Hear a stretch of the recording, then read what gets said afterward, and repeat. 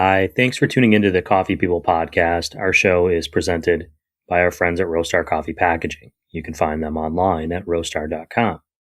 They provide high quality, affordable packaging for coffee, tea, snacks, and more. They support coffee roasters by offering low minimum quantity orders on a variety of packaging styles, which they pair with excellent customer service.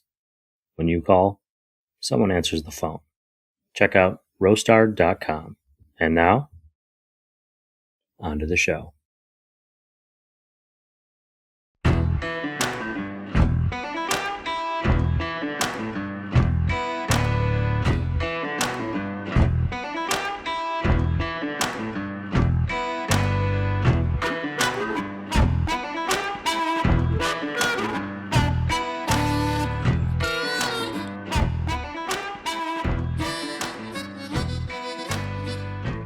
Hey, good morning, everyone. Welcome to the Coffee People podcast, presented, as I mentioned at the top, by our friends at Roastar Coffee Packaging.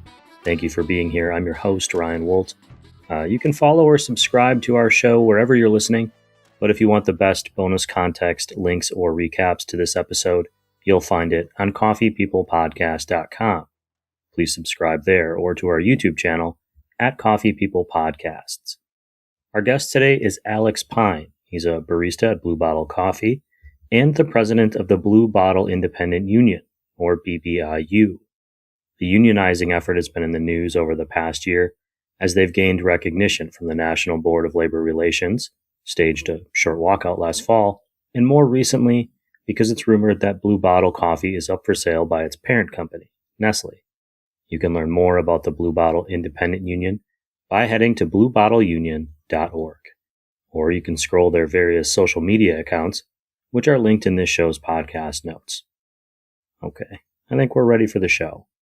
I know that my cup is mostly full, and I hope that yours is too, as we get ready for this Coffee People conversation with Alex Pyne, barista and president of the Blue Bottle Independent Union. I'm excited that you're here. I mean, I should tell you, I reached out to you because Nestle reached out to me to ask about being on the show. And I thought it was appropriate to say, well, I'm going to reach out to them and say, hey, I mean, they didn't reach out about the Blue Bottle Union, which we'll get to in a second. But that was kind of like what was like, oh, you know what? That was on my radar a while ago to reach out, and I never did. I think I'll do that now. And then, of course, when I said that you guys were coming on the show, or that I wanted to ask them about a question about the union, just the existence of it, they declined. So now it's just you and they're not being represented. So if you wouldn't mind getting us started by letting everyone know who you are, where you work, and what your role is, and what I've already mentioned as the Blue Bottle Union. Yeah. Hi. So for anybody watching or listening, my name is Alex Pyne. I'm the current president of the Blue Bottle Independent Union. We're a union that represents roughly 120 baristas across 9 Blue Bottle coffee locations in the greater Boston area and the East Bay area in California. For anyone that's not aware, Blue Bottle is a large chain that's owned by Nestle. They were acquired by Nestle in 2017. And previous to that was a specialty coffee chain that had gained quite a bit of acclaim for their role in specialty coffee. Alex, I appreciate you being here, as I mentioned. How did you get into coffee, in the first place? Much less organizing. Let's just start with the coffee part of it. Yeah. For coffee, I've loved coffee ever since I was a little kid. And as soon as I realized that you can work in coffee shops and have kind of unfettered access, that sounded heavenly to me. So my first job was working as a barista at Starbucks when I was about 17 or 18. And since then, I've worked at a few different locations and chains of different places. Sure. When did you get started with Blue Bottle?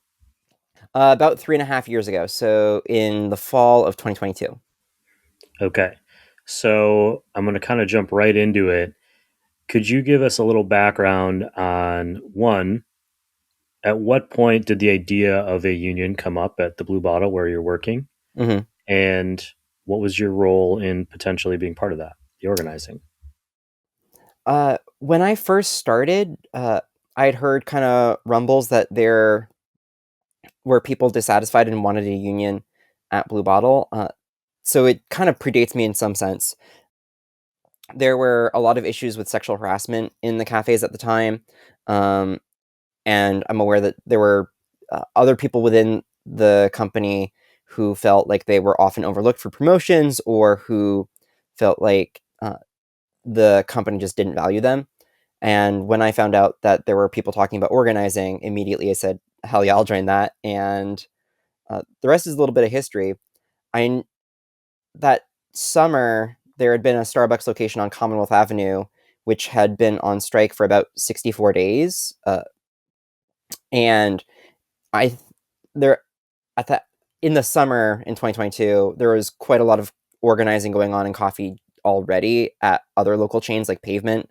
Um, so the idea of unionizing was something that was kind of on my mind, and that I took a lot of inspiration from other baristas from. Sure.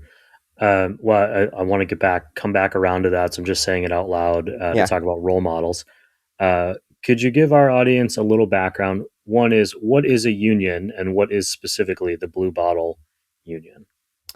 Yeah. So a union is just you and your coworkers coming together in order to fight for better working conditions and to have a say in your workplace. Um, Through the power of collective action, like strikes or delivering petitions to management, um, together with your coworkers, you have a lot more power to have say in your working conditions than if it were just you going alone. Um, the Blue Bottle Union specifically was formed after 6 cafes in the greater Boston area um, won a secret ballot election with the National Labor Relations Board in May of 2024. So that's kind of my first question. Then is, you can't just like go to work one day and say I'm a union. Uh, So, right? yeah. I mean, like, I'm self-employed, but I can't just like show up in the kitchen one morning and say, I think I'm a union now. I'm going to negotiate against myself as a group. But I instinctively understand the value of collective bargaining, because 20 people have more power than one person, generally speaking, in any, sort of discussion. Um, how did you, how do you go about forming a union? I mean, I'm assuming there's some, you mentioned a ballot, a secret ballot. Mhm. What does that entail? Or what did that entail for you? Yeah, for us, it was a lot of building connections and community amongst all the different baristas in the city, because I mean, with most people being part time and this being maybe their second job, a lot of the baristas that work at one location downtown might not know anyone that works at the locations in Cambridge. So, for a big chunk of the organizing was just doing things like holding potlucks, having coffee with coworkers outside of work to figure out what people's issues are, and to help them recognize what you just said, that, the more of us that are on board with this, then the more power we have. Um, to win recognition from the company, uh, usually requires a secret ballot election with the National Labor Relations Board, which is the government agency which regulates um, or enforces labor law.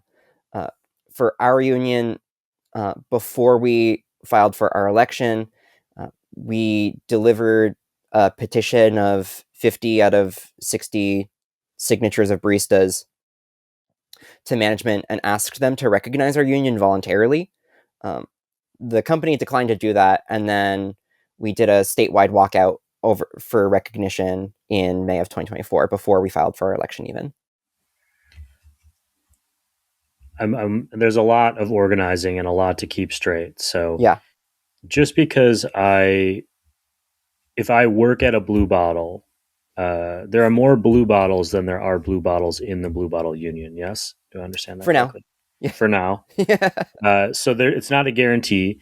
But if I work at one of the unionized Blue Bottles, Mhm. when I am hired, I would become a member of that union by default. Yes. Now that we have recognition, yeah. Okay. Just wanted to make sure I understood that. But it's not necessarily like just this automatic thing that spreads throughout a company. It has to be location specific, correct? Yes. Okay. What we already talked about a little bit about the value of a union, which would be the ability to negotiate, rates, payment pay scale, or health benefits, or other benefits of that kind, protections in certain ways. Why would an employee? You mentioned 50 of 60 signatures. Why might someone say, you know what? I don't think that I like this idea. Why would someone be anti-union? For a lot of people, it's usually fear of retaliation. And so people are afraid, or sometimes are afraid, that by being vocal in their support for unionizing, that the company is going to retaliate against them in some way. Um, or whether that's like they won't have their schedules and their availability appreciated and respected, or that they might have their hours cut and things like that. Uh, I've also noticed that, like, I think sometimes people don't understand what a union is, and so it can seem like a third party is coming in and trying to negotiate on your behalf. Um, I think that being independent, which means we're just not affiliated with a larger union, helps us with that one in some ways, because uh, myself and everyone else that does work for the union is currently also a barista at Blue Bottle. Sure, you're able to empathize, and they're able to see themselves in you, Yeah, other exactly. employers. Full disclosure, I called an uncle of mine. I remember as a kid it being a big family discussion. He had joined a union, Hmm. an electrical workers union, and I kind of asked him for some similar, like, "Hey, what was your motivation? Why wouldn't I want to be part of it?" and so on. And the idea that there would be retaliation, and for him, this is 25, 30 years ago, Hmm. was certainly one of the things that came to mind. At one point, the company that he was with that unionized, there were two plants that they were trying to decide which one's staying open. Well, get you, Hmm. the one that closed was the one that had the union. And so there's no proof that that's the reason why, but it certainly seemed applicable. And so that retaliation or that fear, if I'm a corporate entity, why not voluntarily recognize the union? We've seen quite a few stories over the past few years about unionizing through Starbucks and also Blue Bottle and other places, stores that have been closed, whether it's because of a union or not. But why do you think, from your perspective as obviously the president of the Blue Bottle Union, that it wouldn't be an easier give and take? I think in a lot of ways it would be an easier give and take for employers to voluntarily recognize the union and try and have um, a beneficial relationship. Uh, because if you can improve the benefits at your workplace, then you can reduce retention or reduce turnover and increase retention. And I think that at the moment, employers simply value just having complete control over everything. And it's that they just don't want a union around. It's much easier if you're a large enterprise to kind of move fast and break things if you don't have to negotiate with people over any changes.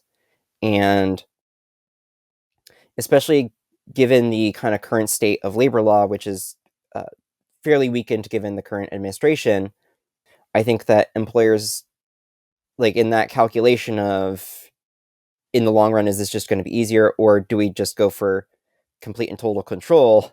They'll choose complete and total control, even if in the short term it means that they're eating a lot of losses. In the current marketplace, Nestle has put Blue Bottle up for sale. At least that's the rumor. I don't speak for Nestle in any way. How would that impact your union if Nestle were to, in fact, sell the Blue Bottle company? Or would it? A lot of it depends on when they sell, and if we have a contract in place by the time that they sell. And yeah, without more details about a potential sale, it's tough to say how it would affect us.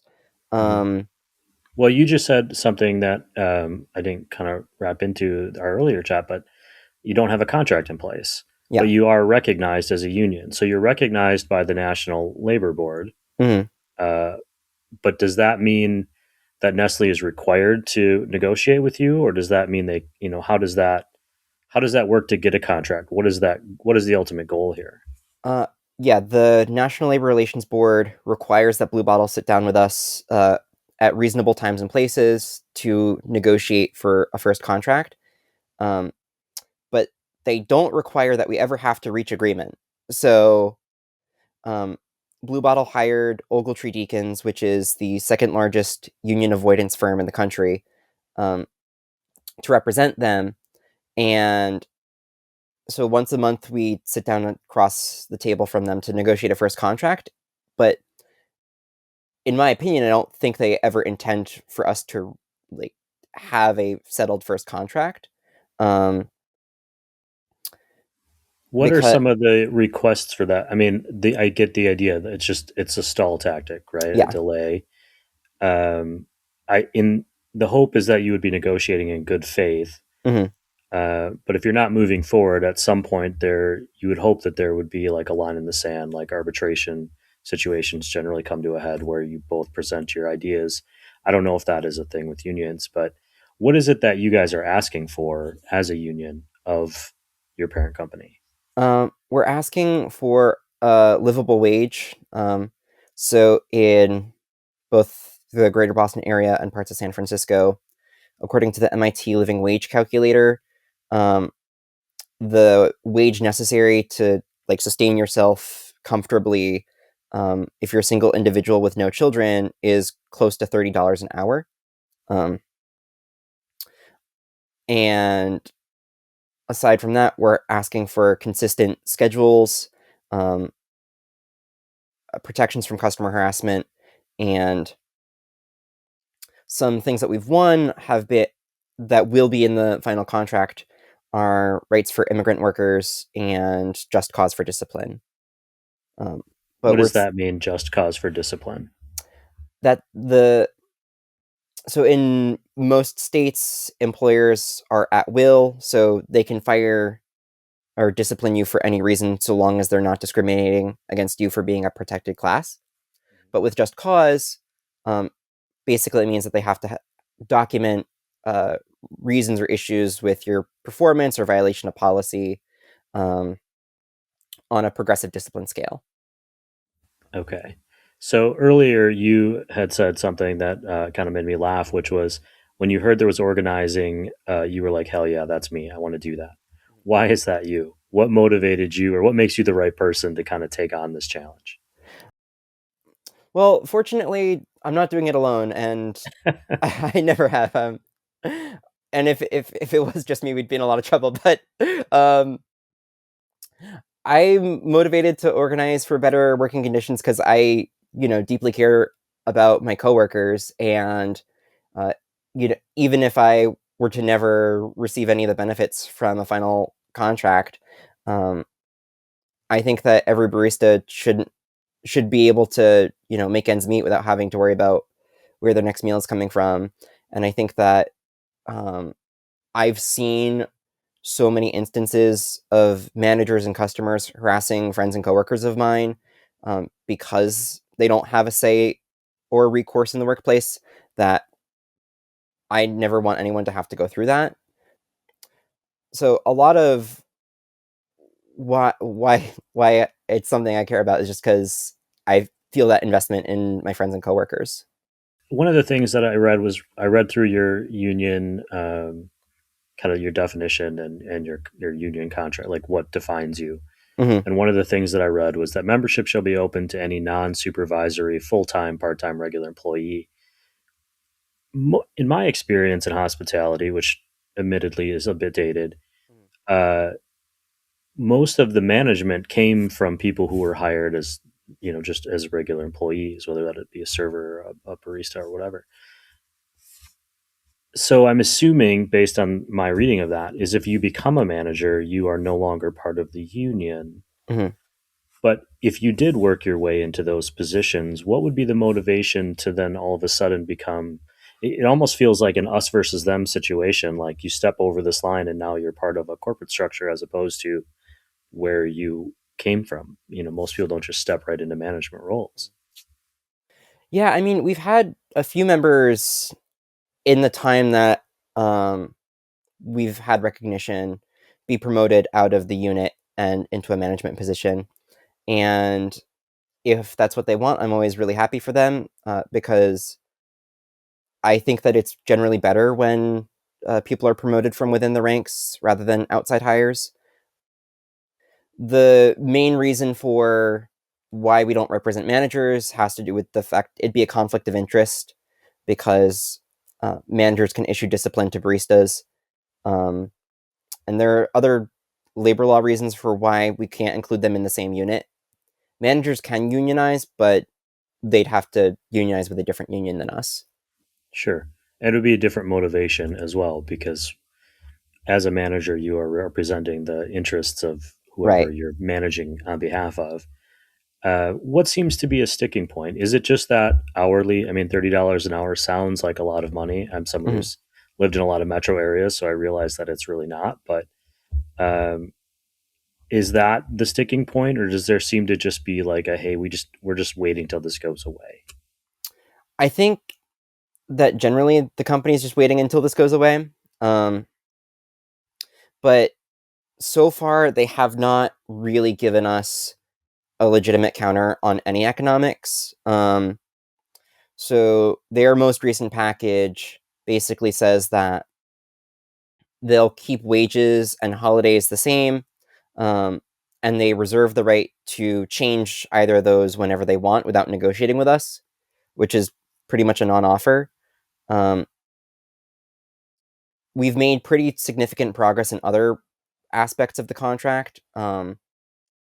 There are some things like the fair work week policies that we want that they're refusing to negotiate with us. But yeah, at this point, we're getting close to where most of what we have left to discuss is um, wages and other benefits, and they've so far failed to provide any wage increase to us. Sure. So there's not actually a negotiation on that point. I'll just reiterate for anyone listening. I have reached out to Nestle and to Blue Bottle for comment. So far, I haven't received that, but perhaps it'll come after the show. Um, and so we're also not speaking for them. These are the Blue Bottle Union, Alex Pyne's opinions, and my opinions, not the other way around. We can't speak for them. You mentioned other seeing other coffee shops organizing. That Hmm. was something that inspired you, or something that you've learned lessons from. How important is it to have role models? Does it feel like I feel like unions are just not as they're just not as around as much. I've never been part of a union. Hmm. My wife is actually part of a union, or was part of one for a long time in the school district. But something that feels like it was a pretty prominent kind of normal thing in life through the maybe 60s, 70s, and 80s just doesn't Hmm. feel like it's accessible uh, anymore. How important was it to your group to see those other groups, and how have they helped you, or how have you collaborated with them to learn what it is you need to do? Um, I think, especially early on, it was important to us to have seen what other people have been able to do because without those conversations happening within the industry, then the idea would not have occurred to any of us. So, I mean, personally, the a lot of folks in those unions, different organizers and such, have provided me a lot of advice on how to deal with issues that we're having, or uh, examples of their contracts and contract language, so that way we're not kind of going in blind when we're trying to negotiate with the company. And yeah, I think that it's really important to us to try and foster more positive relationships with other baristas and organizers because that's the only way that we're going to continue to build density within the industry. Who pays for your efforts if it gets paid for? I'm assuming I saw that I think dues are currently voluntary until a contract is reached.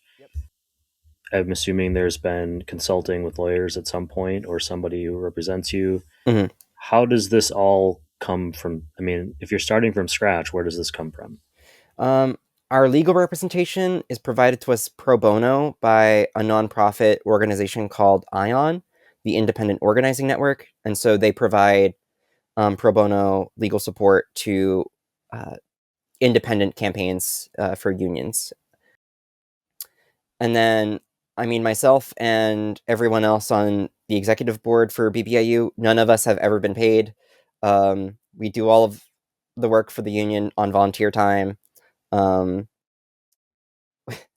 which can be a lot sometimes, but it's worth it. So you're not just doing it to get money in your pocket. It's more of a we need No, everyone. there are a lot faster get rich quick schemes that I could be doing. Yeah. I say that about coffee generally. If you were looking to make a lot of money, there are better ways to do it Yeah. than building a coffee company or a coffee business. Uh, what do you need as a union? Is there anything you need from people outside of the union looking in? And if so, why should they support what you're doing? I think to start with the second part, um, I think people should support us and our efforts because um, without an increased floor for baristas, like the industry just isn't going to exist as we currently know it within a few years. Like we're reaching a real cost of living crisis within this country, and uh, if people can't make ends meet being a barista or a coffee roaster, trainer, anything like that, then like there's real existential threats to the industry, um, and that means you won't be able to get your nice lattes. And for us, we're asking people to show support by pledging on our website, bluebottleunion.org, to boycott Blue Bottle until either we have a first contract or, I mean, the company's illegally fired um, 3 organizers and within the past 2 months back in November. And so uh, we're asking for the company to reinstate them and for people to boycott either until we have a first contract or until they're reinstated. Doesn't that create a dynamic that's interesting where you're asking people not to come to the place where you work, but then that also means sales would potentially go down and make your workplace less attractive Uh, or less hours available? I mean, do you I see where mean, the balance? It's like there hard is to that manage. tension, yeah. It could be resolved if you know we get a contractor, then reinstate the 3. We also went on strike back in November over other unfair labor practices as a way to try and put that pressure on them to negotiate. Um, we're still waiting for them to give us a wage counter, but When you decide to go on strike, whether it's for a day or a week or however long indefinitely, if that were ever to be the case, what is the challenge of organizing that? Because you're not getting paid while you're on strike. um, we've been fortunate enough to receive enough donations and from members paying voluntary dues that for every strike or walkout we've done, we've been able to replace the wages of the baristas that have gone out because that's the main concern people have is will I still be able to get paid or make ends meet for however long this is going to be. The other main challenge usually is, like I mentioned earlier, the fear element. And Well, and I'm just going to throw it out there. The weather, yeah, you're in New England. I mean, it's not, it's not like if you're striking in November, I mean, who knows what you're going to get that day. yeah, that was a bit of a challenge. It did snow on the picket line when we were out for Thanksgiving, but we're kind of used to that here. Outside of the union, if you're out in the world, what do you think makes for good coffee?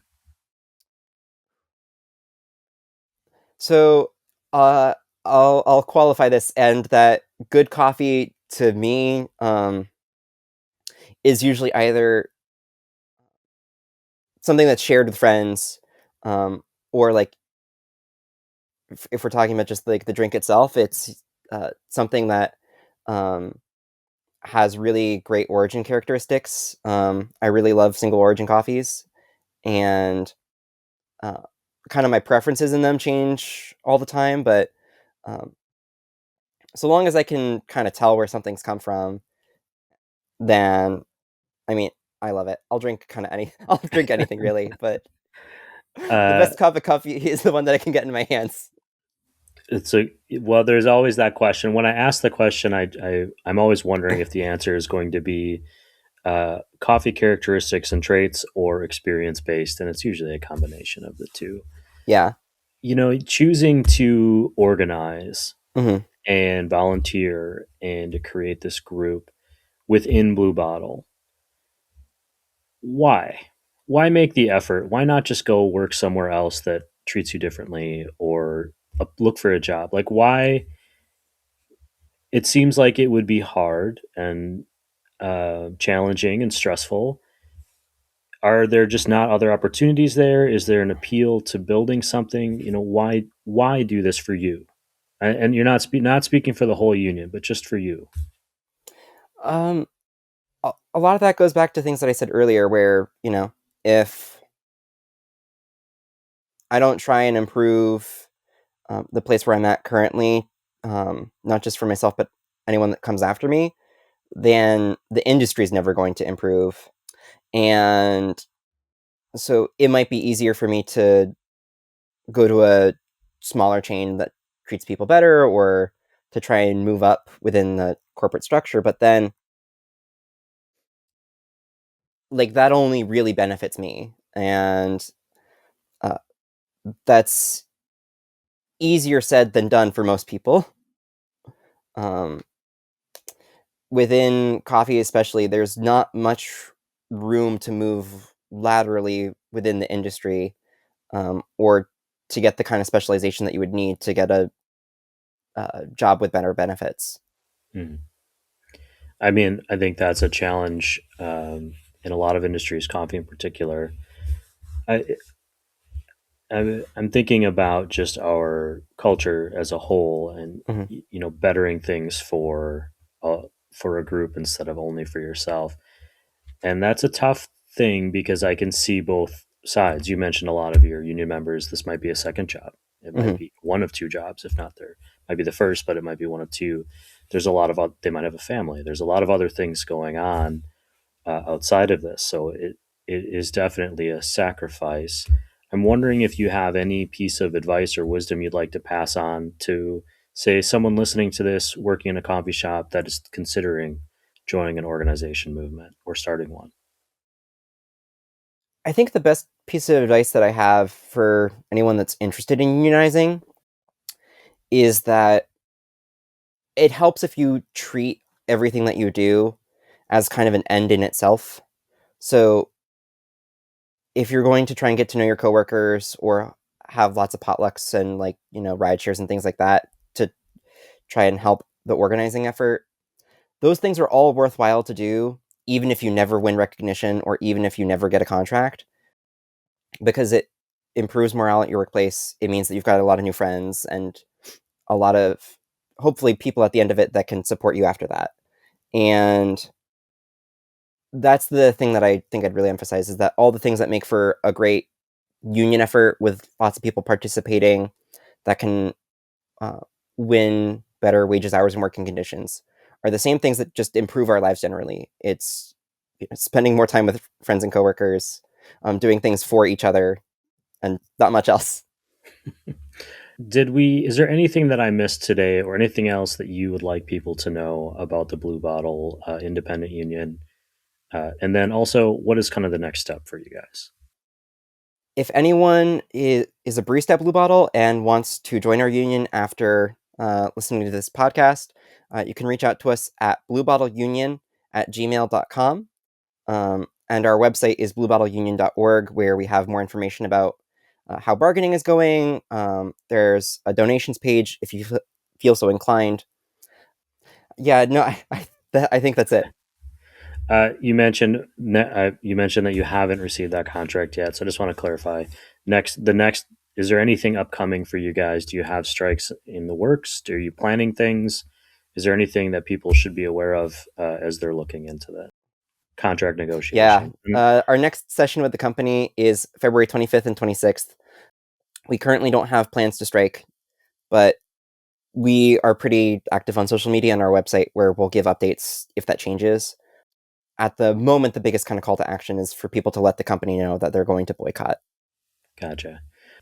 When you're out in the world and you're not at a Blue Bottle, let's just say you stop into an anonymous coffee shop that looks pretty good. Yeah. What are you going to order? Usually black coffee. Otherwise, I really like mochas. And if you happen to be somewhere where you can, any advice or any recommendations on what you're reading or watching or listening to these days? I recently read the book Cheap Coffee by Ryan Woldt, and I thought that was a great, although condensed, introduction to how coffee supply chains and the economics of it really work. So I'd really recommend that to anyone that's interested in the industry kind of on a global scale. Alex, I thank you for spending some time and helping share this story and gave me a reason to look a little bit more into unions and just the idea of it and how that works. Feel like I should have known more than I did, but I'm glad I got the opportunity to. Thank you for being here. I appreciate your time. Yeah, thank you so much for having me.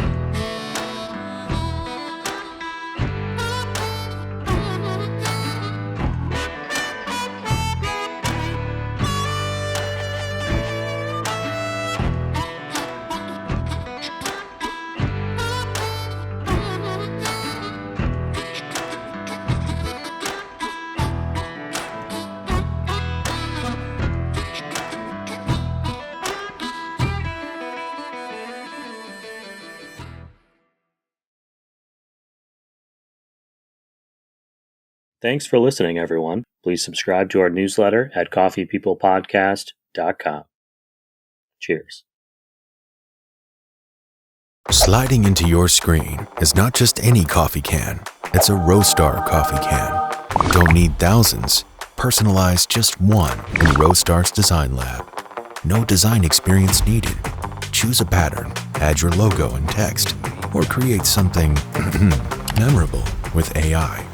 Being made in the Midwest, you can expect it on your doorstep in no time. Now that was smooth.